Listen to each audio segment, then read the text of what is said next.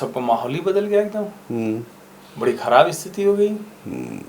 और ऐसा हुआ कि सब ढोल वोल बज रहे थे, सब बढ़िया सब कुछ था। हमको लगता है यही वाला अच्छा, खबरें भी खूब आई बहुत कि ज्यादा संघ ने बड़ा जम के और प्रचार किया। मतलब हरियाणा में लोगों के जन जागरण प्रबोधन का काम जम के किया। और ऐसा हुआ कि किसी के यहाँ जलेबी पहुंची नहीं किसी के। हाँ, दरअसल वो जलेबी जो है ना, मैंने कहा ना कि जलेबी जब आप मुद्दों की बनाते हैं ना, जलेबी खाना वैसे ठीक है, लेकिन जब मुद्दों की जलेबी बना के लोगों को आप दिग्भ्रमित करने की कोशिश करते हैं, और जब कोई ज़मीन पर उतर कर वो दूर कर देता है गलतफहमियाँ, तो उसका नतीजा हरियाणा होता है। इसको ये समझना पड़ेगा, गलतफहमी एक उन लोगों ने भी पाली हुई थी। ठीक बात है। और दूसरी सबसे महत्वपूर्ण बात है, ये एक एसिड टेस्ट जैसा था कि कैसे वहां पर नीचे इस हारी हुई बाजी कहा जा रहा था हरियाणा को, उसको पलट देंगे। लेकिन अभी स्थितियां देखिए कैसे एक हार और एक जीत कैसे सब कुछ पलट देती है, ये बड़ा महत्वपूर्ण है। लोगों के सोचने का तरीका बदल गया। आप बिल्कुल। सोचिए कि जो लोग कह रहे थे कि नरेंद्र मोदी खत्म हो रहे हैं क्या, जो ये मतलब जिसको हम कहें कि संघ के लिहाज से कहें, जो संघ तो शताब्दी वर्ष में है, बिल्कुल। अभी आज से 100वां वर्ष शुरू हो गया। तो अब इसको अगर हम उस तरह से देखें तो क्या जो एक राष्ट्रीय विमर्श था वो कमजोर पड़ रहा है क्या? हरियाणा के चुनाव ने साफ बता दिया कतई कमजोर नहीं पड़ा है। कोशिशें बहुत हो रही हैं, और एक जो जाति के आधार पर बांटने की कोशिश थी वो पूरी तरह से ध्वस्त हुई है। सिर्फ और सिर्फ मुस्लिम कॉन्स्टिट्यूएंसीज की जो वोटिंग है उसकी वजह से कांग्रेस का मत प्रतिशत सम्मानजनक है, वरना 3 से 4% का फर्क पड़ गया। बिल्कुल। मैं हरियाणा के साथ साथ इसीलिए जम्मू कश्मीर जाना चाहूँगा हर्षवर्धन। आप स्थिति ये देखिए कि जम्मू की लगभग 32 सीटें ऐसी मानी जाती हैं, 32 से 33 सीटें जो हिंदू बहुल हैं। बिल्कुल। और उन हिंदू बहुल सीटों में भारतीय जनता पार्टी ने क्लीन स्वीप किया है। अगर 4 सीटें 3 सीटें कहीं जा रही हैं, 2 एनसी पे पास जा रही हैं, 2 कांग्रेस के पास जा रही हैं, तो कांग्रेस की स्थिति आज की तारीख में वैसी हो गई है जैसा आज़ादी के बाद में मुस्लिम लीग की रह गई थी। मतलब सिर्फ मुस्लिम वोट ही उसको मिल रहा है, घाटी में उसको सीटें मिल रही हैं। और जम्मू में भी अगर वोट प्रतिशत देखेंगे तो जो मुस्लिम जो बूथ थे वहां पर ही उसको वोट मिल पाए हैं। तो ये खतरनाक स्थिति है, और ये इस बात की तरफ इशारा है हर्षवर्धन कि कांग्रेस किस दिशा में जा रही है, और एक राष्ट्रीय पार्टी इस दिशा में जाए, मुझे लगता है ये बहुत खराब है लोकतंत्र नहीं, के लेकिन लिए। मुझे लगता है कि अगर उनको उसी रास्ते पर जाना है, आपको याद होगा लोकसभा चुनाव के उस वक्त प्रधानमंत्री नरेंद्र मोदी की भी आलोचना हुई थी कि उन्होंने कहा कि मुस्लिम लीग जैसा इनका घोषणा पत्र हो गया, लेकिन था तो वही। 2018 में एक कॉन्क्लेव में एक कार्यक्रम में सोनिया गांधी ने कहा कि भाजपा वालों ने हमारे ऊपर मुस्लिम परस्त होने का आरोप लगा दिया है, चिपका दिया है। लेकिन मुझे लगता है आज तो वो चाहते वही हैं।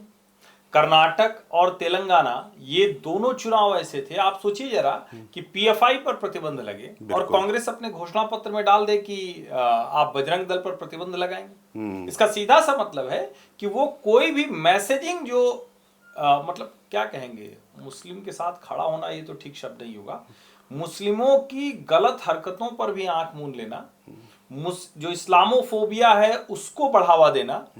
दुनिया के किसी भी हिस्से में अब गाजा की घटना पर प्रियंका बार बार पोस्ट करना, बाकायदा उस पर सोनिया गांधी ने देश के एक अखबार में लेख लिख दिया जी।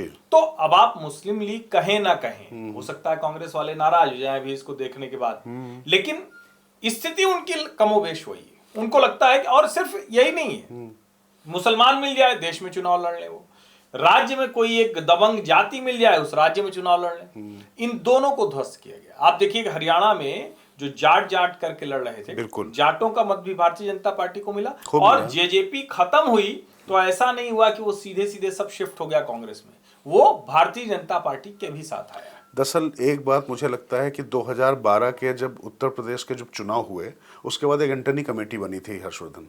उस एंटनी कमेटी में शीला दीक्षित होती थी और ए.के. एंटनी उस समय रक्षा मंत्री होते थे। उन्होंने अपनी रिपोर्ट दी थी कि जनता के बीच में मैसेज चला गया कि कांग्रेस एक मुस्लिम परस्त पार्टी है। ये आरोप जो है किसी और ने नहीं लगाया था, ये कांग्रेस के अंदर, और ए.के. एंटनी क्रिश्चियन है, गांधी परिवार के बहुत करीब हैं, लेकिन उन्होंने जब वो फैक्ट फाइंडिंग कमेटी फिर बनाई है उन्होंने हरियाणा को लेकर, लेकिन उस समय आई थी। तो ये बात समझनी होगी कि जितना आप समाज में विघटन की कोशिश करेंगे, तो यहाँ पर ऐसे तत्व खड़े हुए हैं, ऐसे लोग भी खड़े हुए हैं जो उसको नहीं होने देंगे। और अगर यहाँ मैं कहूँ कि सारा क्रेडिट भारतीय जनता पार्टी को दे दूँ या संघ को दे दूँ, तो नहीं, लोग इस चीज़ को बर्दाश्त नहीं करते हैं, किसी का भी अतिवाद बर्दाश्त नहीं करते हैं। और मुझे लगता है हरियाणा का चुनाव उसका एक उदाहरण है, लेकिन सीखने को तैयार नहीं है हर्षवर्धन।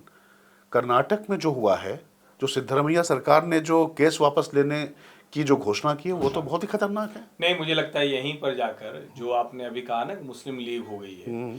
आप सोचिए, हुबली में दंगे होते हैं, पुलिस थाने पर हमला भीड़ करती है, पुलिस वालों पर हमला करती है, सरकारी कर्मचारियों को मतलब उनका काम करने से रोकना है तो एक धारा होती है, लेकिन किस दहशत में अगर है कि अगर पुलिस के ऊपर हमला हो जाए, और उसमें यूएपीए का मामला है, एनआईए उसकी जांच कर रही है, उसके बावजूद सिद्धारमैया सरकार ने, कोई अंजुमने कुछ करके कुछ संस्था है, उसने कहा और इन्होंने कहा कि ठीक है, जितना हमारे वश में है वो केस हम वापस ले लेते हैं। तो सिद्धारमैया तो वही कर रहे हैं ना जो सोनिया गांधी लिख रही हैं, प्रियंका गांधी जो ट्वीट कर रही हैं, राहुल गांधी जो राजनीति कर रहे हैं।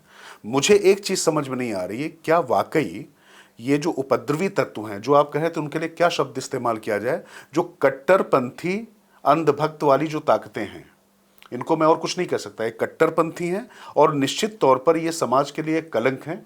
उनको अगर आपको लगता है कि बचा के बिन लादेन के आगे जी लगाकर अगर आपको लगता है कि मुस्लिमों का वोट ले सकते हैं, तो मुझे लगता है कि ये उनकी भी गलतफहमी है। आने वाले समय में इसको भी दूर किया जाना चाहिए।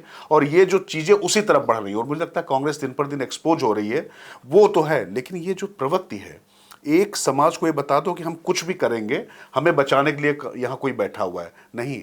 जो मजलूम थे बांग्लादेश में, जो लोग मारे जा रहे थे, जो अल्पसंख्यक थे, उनके साथ आप खड़े होते नहीं दिखाई पड़ते, जिनको वाकई जरूरत थी। नहीं, और देखिए यही है कि हिमाचल प्रदेश जैसे राज्य में अब वो संजौली के मस्जिद का हुआ, आप सोचिए कि पहले मुस्लिम पक्ष ने कहा था हम उसको तोड़ देंगे। हाँ। अब सब कुछ जब हो गया तो कह रहे नहीं, ऊपर की अदालत में हम जाएंगे, कोर्ट कमिश्नर के सामने। पहले कहा था कि हम तोड़ देंगे। लेकिन अब कांग्रेस सरकार क्यों नहीं उस पर उस तरह से हरकत कर रही है? और विक्रमादित्य अगर कोई बात कहते हैं तो वो सिर्फ इसलिए कि वो यूपी में योगी ने भी किया था इसलिए तुम कर रहे हो, डांट खा रहे हो। तो मुझे लगता है कि ये भी एक बहुत बड़ी चीज है कि कांग्रेस के भीतर गलती से भी हिंदू सेंटिमेंट के साथ खड़ा न दिखें, इसकी कोशिश बहुत दिखती है। और मुझे लगता है कि ये चीज़ लगातार कांग्रेस को रसातल में लेके जा रही है, लेकिन कांग्रेस या भारतीय जनता पार्टी रसातल में जाए, मेरे लिए ये महत्वपूर्ण नहीं है। महत्वपूर्ण यह है कि ये राष्ट्रीय दल जब इस तरीके की गलतियां करते हैं तो उससे देश और समाज का नुकसान होता है।